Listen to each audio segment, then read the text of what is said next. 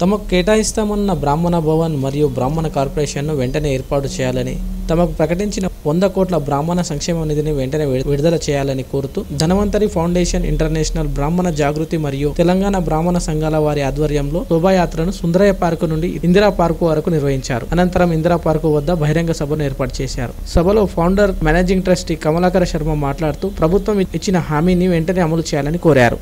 బ్రాహ్మణ జాగృతి ఈరోజు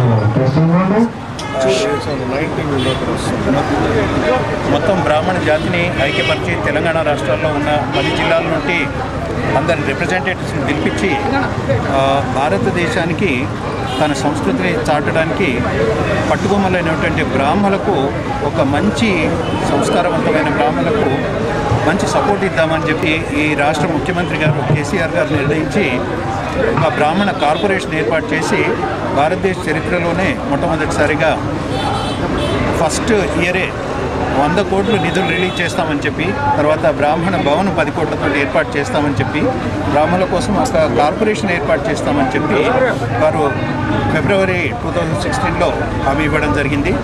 దాని కంటిన్యూషన్లో ఈ రాష్ట్రం కొత్తగా ఏర్పడ్డది. ఎన్నో సమస్యలు ఉన్నాయి.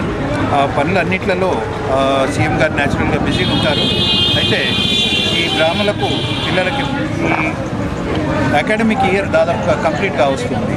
సో ఈ ఇయర్ కనుక సత్వరమే ఇది రిలీజ్ చేయకపోతే వాళ్లకు చాలా లాస్ అవుతుంది. అందుకోసం అని చెప్పి ఈ ప్రాసెస్ను స్పీడప్ చేయడానికి కార్పొరేషన్ అతి త్వరగా ఎస్టాబ్లిష్ చేసి వెంటనే ఫండ్స్ రిలీజ్ చేస్తే బ్రాహ్మణులందరికీ కూడా పిల్లలకు దాదాపు 20-25 వేల మంది పిల్లలందరికీ తెలంగాణ జిల్లాలో ఉన్న బ్రాహ్మణ పిల్లలందరికీ హెల్ప్ అవుతుంది. అట్లనే ఎంటర్ప్రెన్యూర్స్కు హెల్ప్ అవుతుంది. ఈ రకంగా బ్రాహ్మణ్ కమ్యూనిటీకి చాలా పెద్ద లెవెల్లో